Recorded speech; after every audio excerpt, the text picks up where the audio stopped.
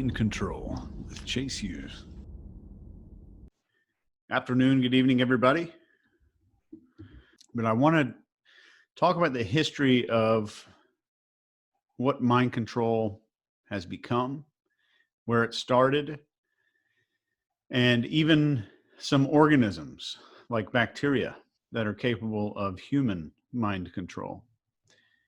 And over the course of the years, I think that we have found out, and it continues to be, the final frontier. And the race for the human mind has occupied and created a bigger money hole than the nuclear arms race. It's just taken place in the background most of the time, and a couple of times idiots got caught doing stupid stuff. And we'll talk about those too. So for anybody who's not familiar with my work, I would assume everybody is, because I don't really market the hell out of anything that I do. But my name is Chase Hughes. I did 20 years in the United States military as a intelligence guy, worked on Navy ships. I was a navigator of a guided missile destroyer for a little while. And I worked for the Naval Explosive Ordnance Disposal Group 2 out here in Little Creek in Virginia Beach. In the last several years in my career, I was the captain of a spy boat, and we did sneaky stuff overseas. And that's about all I can say. Lots of sneaky stuff.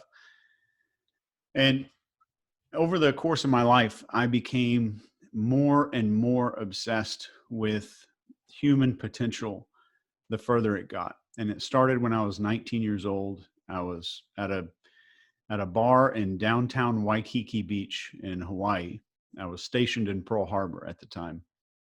And the bar was called Kelly O'Neill's, and it's on Lures Street in downtown Waikiki. It's a little Irish pub kind of place. And I was asking some young woman if she would join me for a date, and she said no. And I was kind of devastated. I went home that night and I typed in "how to tell when girls like you," that exact phrase, into Google. And I thought, I don't ever want this to happen again. So I want to make sure before I ask somebody that they're actually attracted to me. And it's obviously not a question you could just ask. So without being a weirdo, I wanted to study all this stuff, and I printed out a massive stack of papers. And I got obsessed with reading all behavior. And human behaviors, bless you, Grant, became something that was very addictive for me, because the more I saw that people were just humans, that I could see the frailty, the weakness, the fears, the insecurities of people that I met, they became more approachable and more human to me. And I think it cured some social anxiety that I might have had. And over time, I wanted to find persuasion techniques. And I went to a lot of seminars, a lot of practitioners' courses. And I met a lot of people who promised to deliver. You can control anybody, you can manipulate anybody, because I eventually wanted to use this for the government's interrogation program and our intelligence recruiting operations. And in that kind of scenario, if I make a mistake, or if an intelligence operator makes one mistake or gets caught up in a conversation, your head is going to get cut off on the internet and your kids are going to watch. So the stakes were pretty high, and I needed to find something that enveloped all of these techniques in a persuasive way, or in a good way, that they worked. And time after time, I met these people who taught these courses and really couldn't do what they said. They couldn't even perform what they said that they were teaching other people. And I'm sure we've all seen it. And we've all read the books. We go on Amazon, we buy a book on persuasion and influence, and maybe 3 paragraphs out of the whole book is what we highlight or what we take notes on. And I just didn't understand why there wasn't a comprehensive reference, which is why I wrote my book. And again, it's just a brick in the wall, but I hope somebody writes a better one someday and adds on to that. But I got obsessed with finding the wall. Where is the limit of how far a human can be pushed to do something?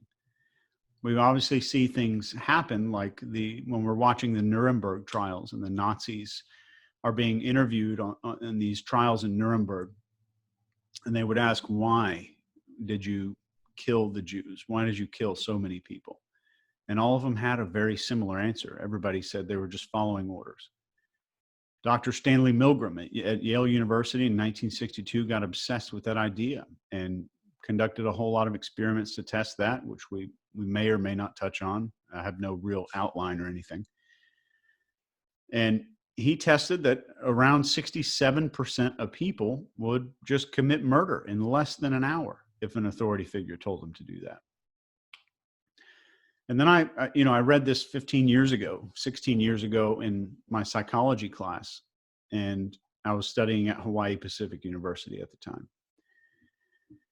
And going through this, I thought, well, how can this be replicated in a persuasion scenario without the impressiveness of a university, without the prestige of a tall guy in a lab coat? How can we replicate that? So I spent another decade talking to experts. My mentor was a CIA psychiatrist. And over time, I put together a lot of programs to do a lot of stuff, but I found the wall. So I finally dug through the dark, found the limits of human potential for influence and persuasion. And the next quest was, how fast can you get to the wall? Because anybody can reach the wall if you have unlimited time and control over a person.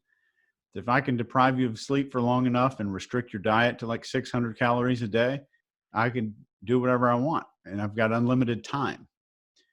So if I don't have resources, I don't have control over the person, and I have a very short amount of time, what is possible? So then we figured out how to do it in a shorter amount of time. And at the end of that, we thought, how do we do it faster? So we need to implement new skills and come up with new techniques and tactics to make this happen on a shorter timeline. So that's how we're kind of viewing this. And before we get into it, I'm going to share my screen with you guys in just a second. I want to show you a diagram called just an influence diagram that I created that shows the different levels of influence. I think there's several levels. And for anybody who says you've never been exposed to mind control, you're wrong. It's the first mind control experience we get is from our parents. It's over and over. And that's a good form of mind control. Cognitive behavioral therapy is mind control.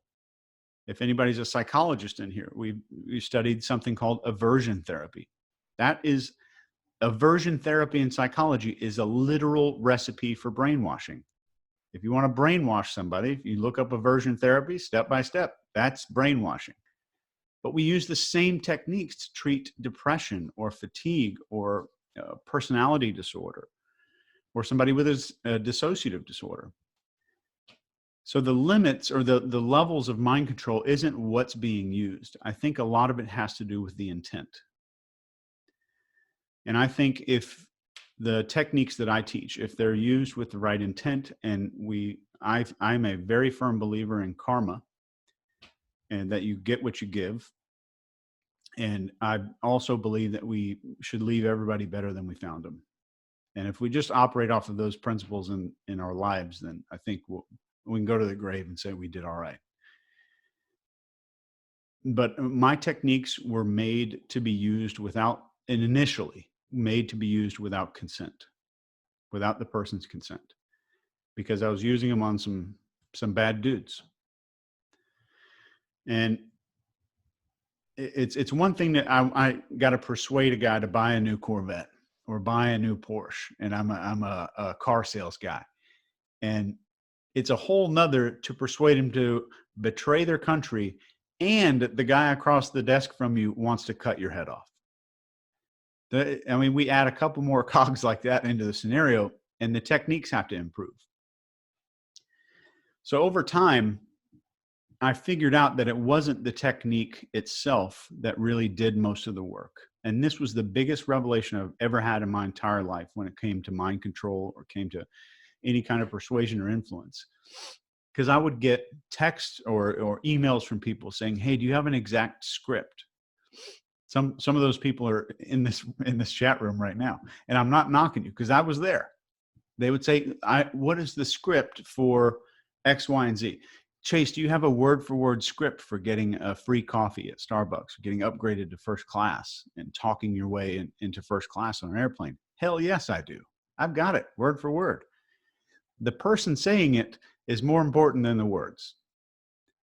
I could give a 14-year-old kid who's got a nose ring and blue hair the same free coffee script at Starbucks, and they get a very different reaction. I give somebody with a little bit of social anxiety a script to get bumped up to first class, and it doesn't happen. Same words. I even teach them how to say it with the tonality, how to pause, when to drop your voice down. All of those things do not amount to even close to the degree of effectiveness of the person that is speaking the phrase or the person that's using the script. And over time, I realized that mind control and having the ability to do it comes down to the person. How many NLP classes did Charles Manson take? The cult leader of the Jonestown cult, David Koresh, the leader of the Branch Davidians in Waco, Texas. No training.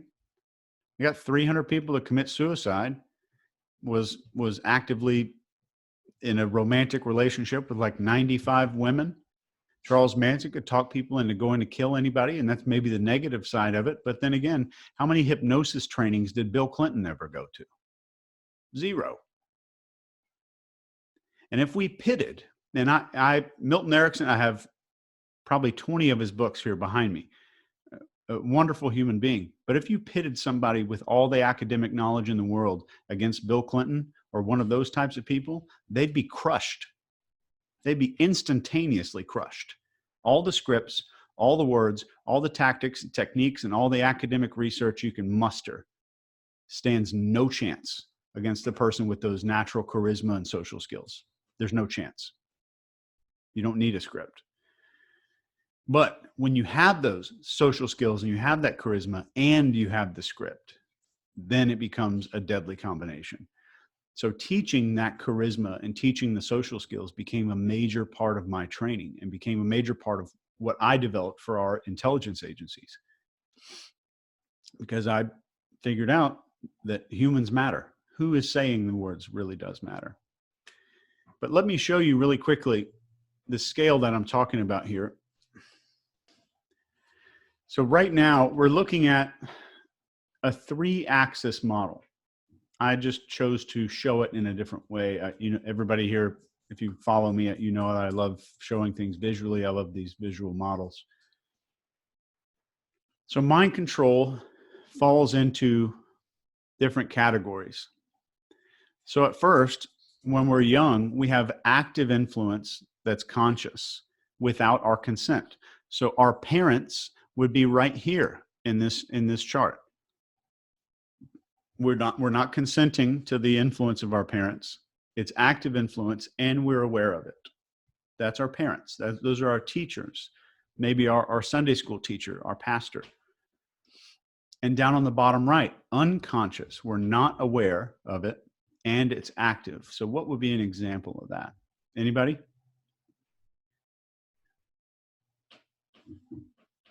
Maybe media? Yeah, we're not really aware of it. We're not aware that it's maybe affecting us, unconscious and active. So this is television. This is our news media. This is when we think Fox News is actually fair and balanced. When we think CNN is not biased and completely to the left, which they're all biased. When we personally believe that, then the influence over us becomes an unconscious process. It's a gradual influence, the way that they word stories. So imagine there's an article that comes out. I've cheated on one exam in my entire life, and that was in high school.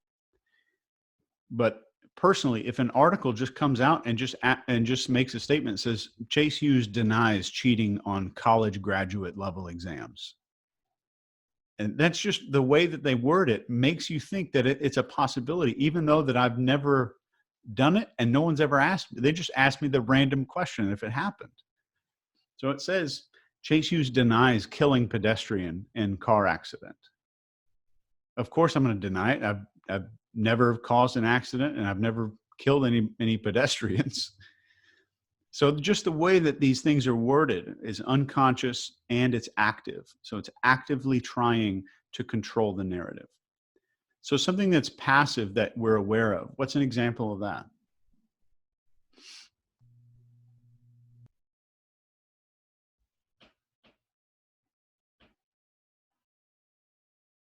I see the chat popping up, but I can't read it.